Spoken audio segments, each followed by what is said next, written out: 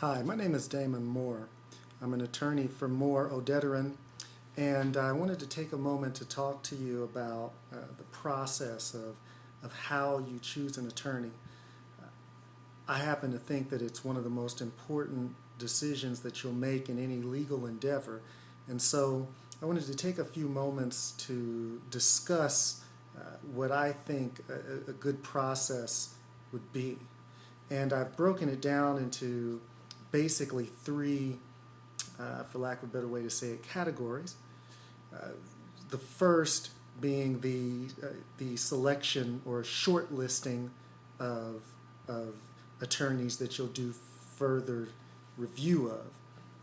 After you've created your short list, then the process of determining whether that particular attorney or those particular attorneys that have the competence necessary to help you achieve your goal in your particular area of legal concern, and then the actual interview or interviews of the attorneys prior to making the final selection.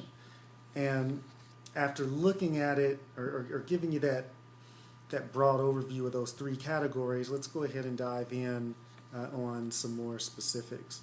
So as it relates to creating the short list, I think you can do that in several ways. One way is to ask your friends.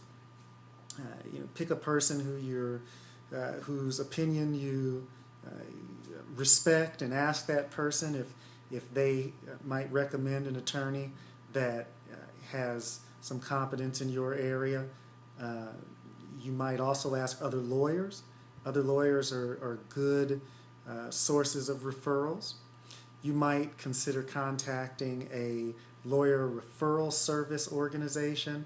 Typically, if you do a search query using lawyer referral service and whatever county you're in, there's a good chance that the results will provide you with a number of good choices for lawyer referral service programs.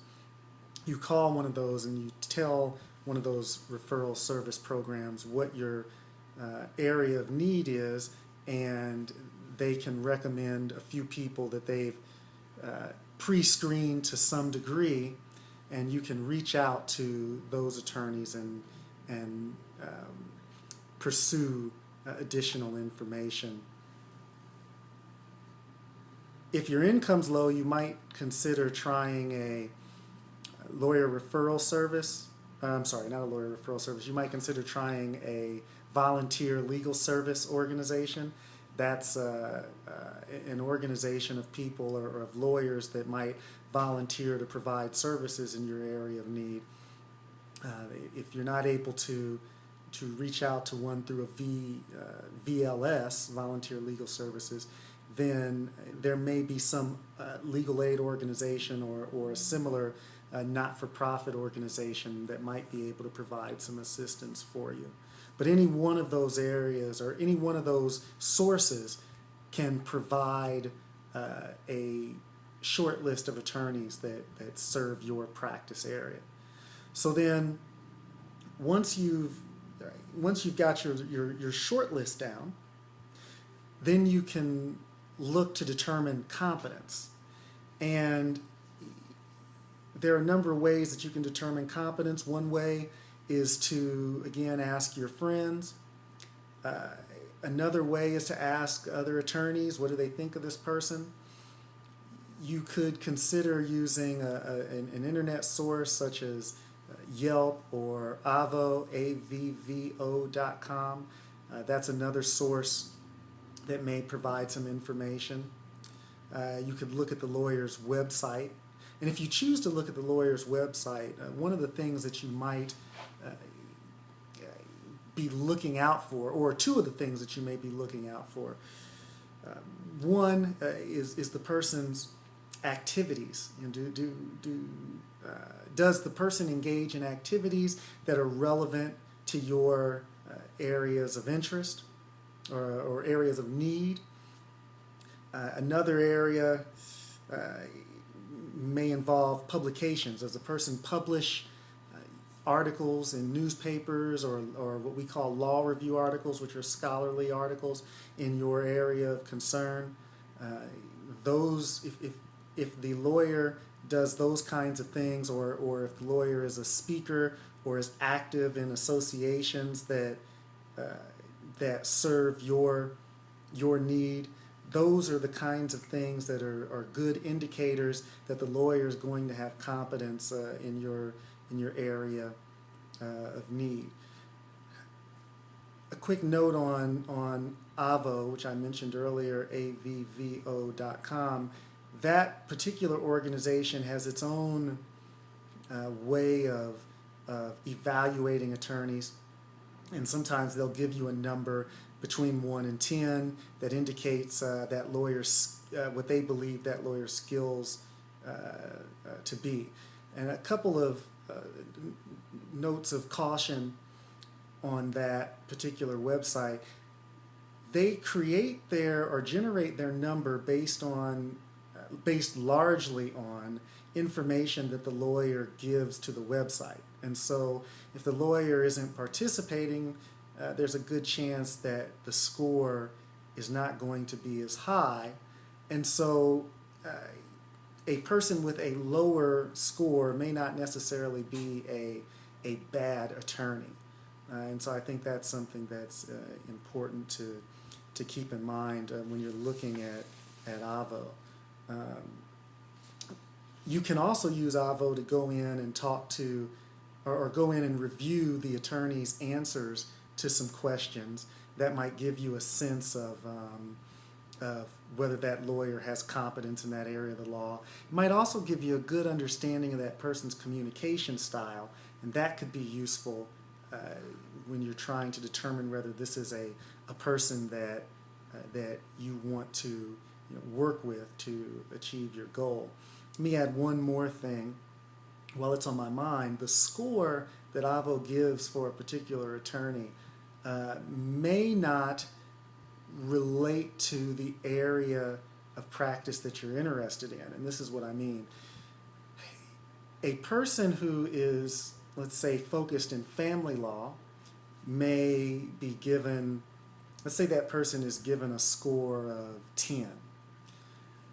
Well, if that person also does entertainment law, and you're looking at their profile, you're going to see that they're ranked as a 10, but it doesn't necessarily mean that they're a superb lawyer, or you shouldn't assume that they're a superb lawyer in family law and in entertainment law.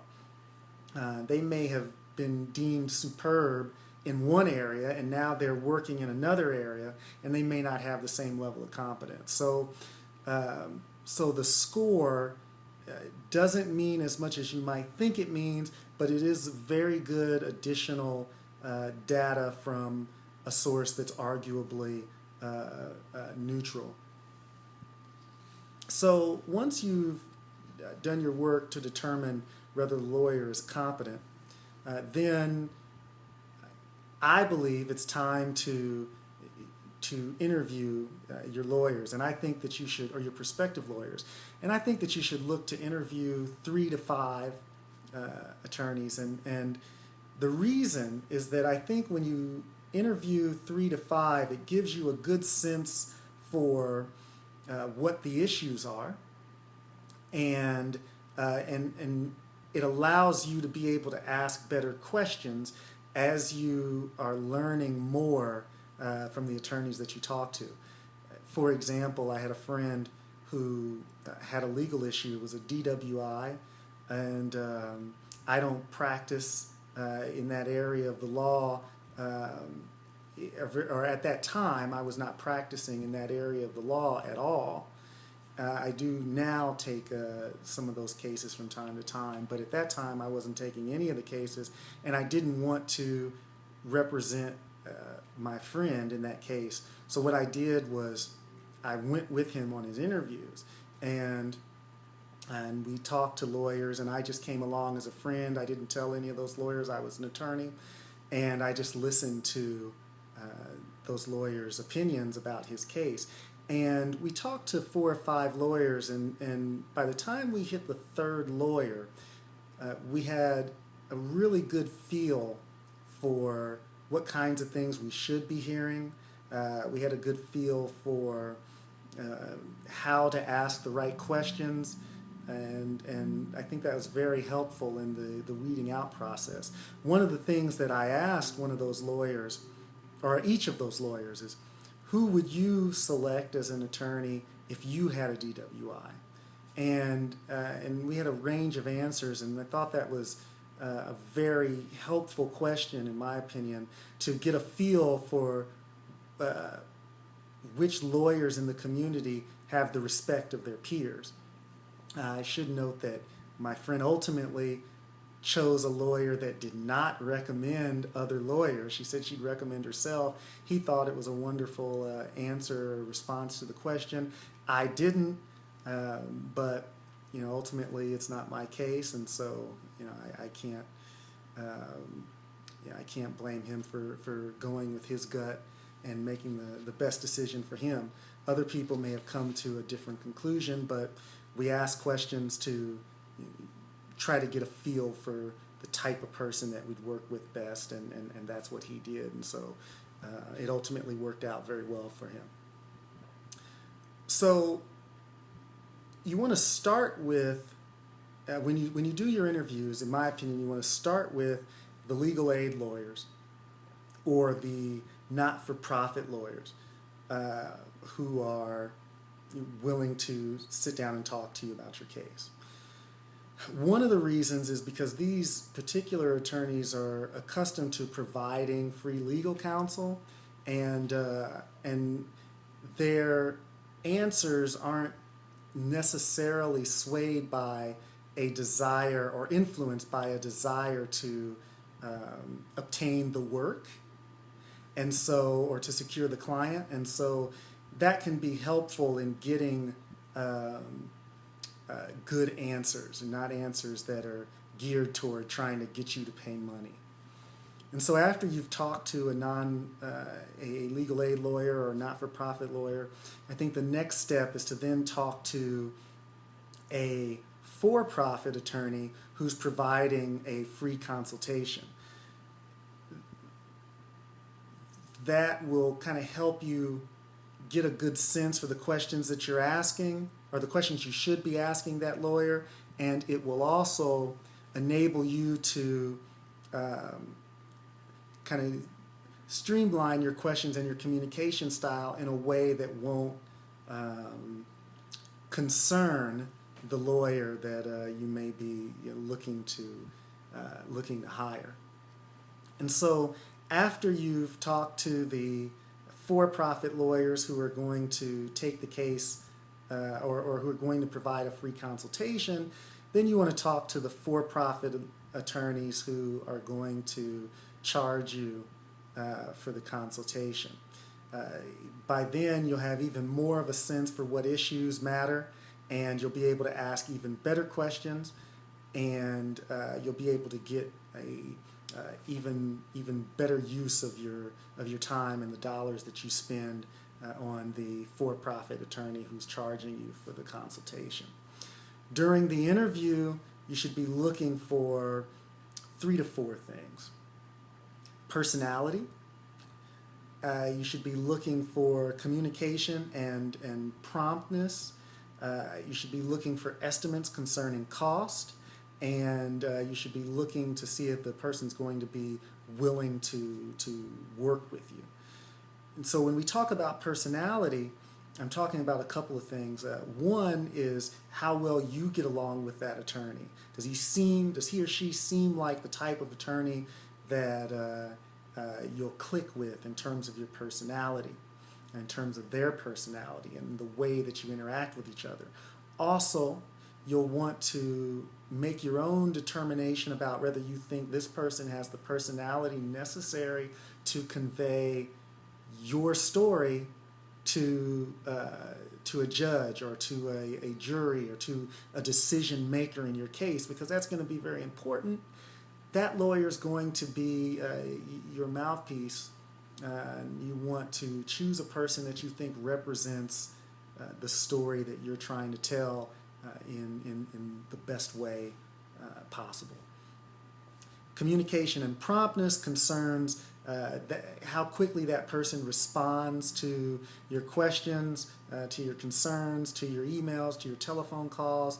That's a hard one to determine because the person may be very quick in the beginning, and then as time goes on, they may be a little slower to respond.